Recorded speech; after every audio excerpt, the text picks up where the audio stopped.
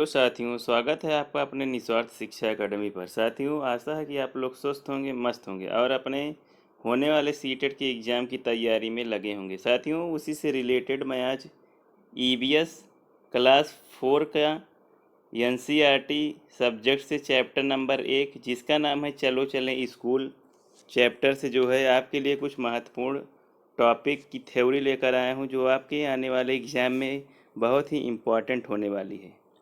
इसमें आपको पता चलेगा कि हमारे देश के विभिन्न राज्य में बच्चे स्कूल कैसे जाते हैं और वो किस किस तरह की समस्याओं से जो है सामना करना पड़ता है। आपको बता दें कि सीटेट के एग्ज़ाम में ऐसे प्रश्न आपको 2 से 3 प्रश्न जो है देखने को मिलते हैं। तो चलिए देखते हैं। पहले नंबर हम बात करते हैं आसाम राज्य की। साथियों, आसाम राज्य की बात करें तो आसाम में जो है बच्चे जो है स्कूल कैसे जाते हैं।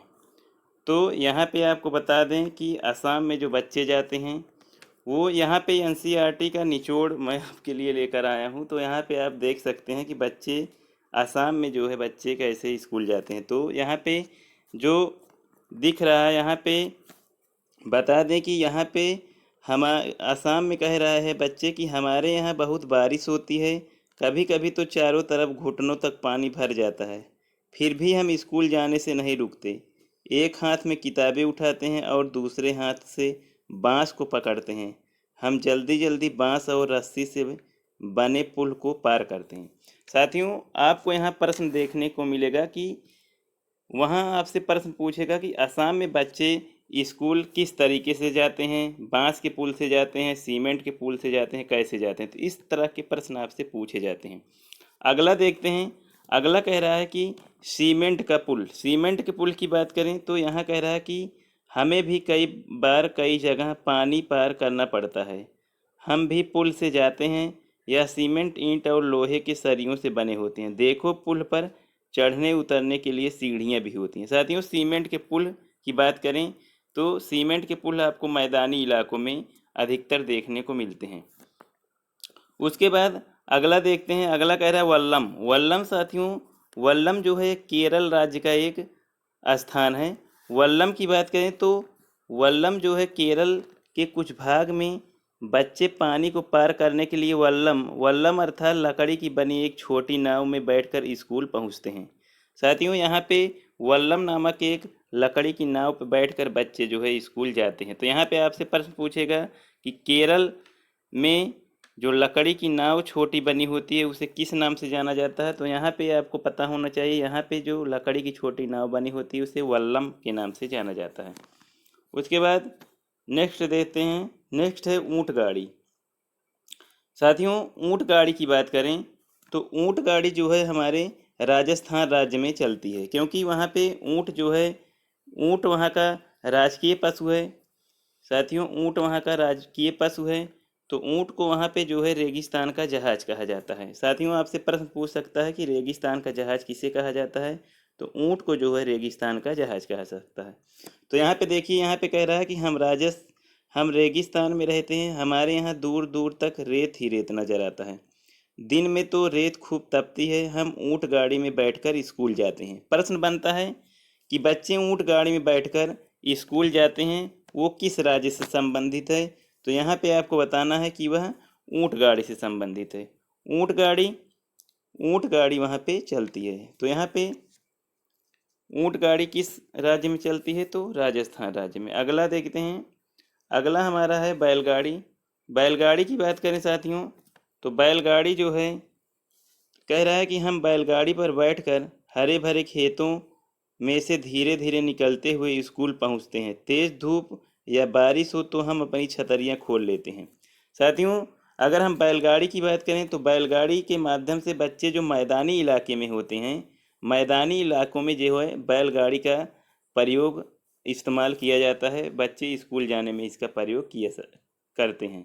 तो यहाँ पे प्रश्न बनता है कि बैलगाड़ी से बच्चे किस तरह से किस इलाके में, तो मैदानी इलाके में जो है जाते हैं।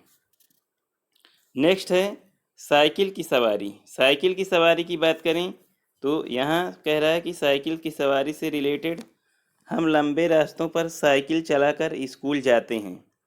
पहले तो स्कूल दूर होने के कारण कई लड़कियां स्कूल जा ही नहीं पाती थीं, पर अब हम 7-8 लड़कियों की टोली मुश्किल रास्तों को भी पार कर जाती हैं।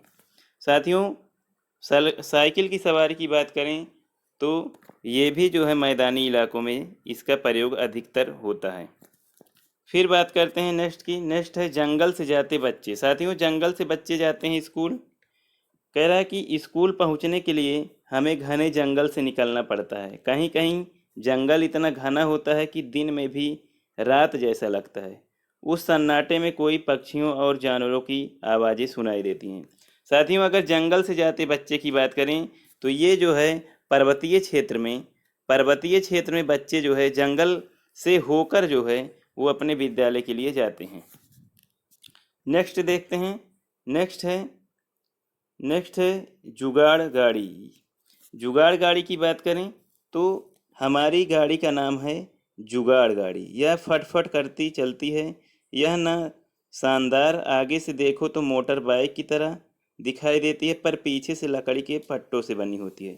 साथियों, जुगाड़ गाड़ी की बात करें तो गाड़ी जो है ये गुजरात राज्य में आपको देखने को मिल जाती है। बच्चे इस पर सवार होकर स्कूल के लिए जाते हैं। तो हमसे क्वेश्चन पूछ सकता है कि जुगाड़ गाड़ी का प्रयोग बच्चे स्कूल जाने में किस राज्य में करते हैं, तो हमारा जवाब होगा गुजरात राज्य में। फिर देखते हैं नेक्स्ट है बर्फ़ पर चलते बच्चे। बर्फ़ पर चलते बच्चे, तो यहाँ कह रहा है देखो हम कैसे स्कूल पहुँचते हैं। माली मीलों फैली बर्फ़ पर चलकर हम हाथ पकड़कर बर्फ़ पर पैर जमाते हुए ध्यान से चलते हैं। तेज़ी बर्फ़ से पैर धंस जाते हैं। अगर बर्फ़ जमी हुई हो तो फिसल भी सकते हैं। साथियों, अगर हम बर्फ़ पर जाते बच्चे को विद्यालय जाते हुए देखते हैं तो यहाँ पे जो नॉर्थ ईस्ट की पहाड़ियाँ हैं, अर्थात उत्तर की पहाड़ियों में बच्चे जो है ये बर्फ़ से होकर अपने स्कूल के लिए जाते हैं। तो यहाँ पे प्रश्न पूछ सकता है कि बच्चे उत्तर पहाड़ियों में किस तरीके से अपने विद्यालय के लिए जाते हैं, तो ये बर्फ़ से होकर अपने विद्यालय जाते हैं।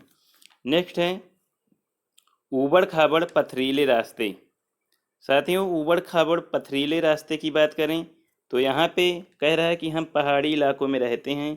यहाँ दूर दूर तक ऊबड़ खाबड़ पथरीले रास्ते हैं। मैदानों या शहरों में रहने वाले बच्चों को भले ही मुश्किल लगे, हम तो भागते हुए पहाड़ी रास्ते पार कर जाते हैं। साथियों, ऊबड़ खाबड़ पथरीले रास्ते की बात करें तो ये उत्तराखंड उत्तराखंड राज्य के बच्चों के लिए ये यहाँ पे लिखा गया है, क्योंकि उत्तराखंड में जो रास्ते हैं वो ऊबड़ खाबड़ हैं, तो बच्चे जो है पथरीले रास्ते से होकर जाते हैं।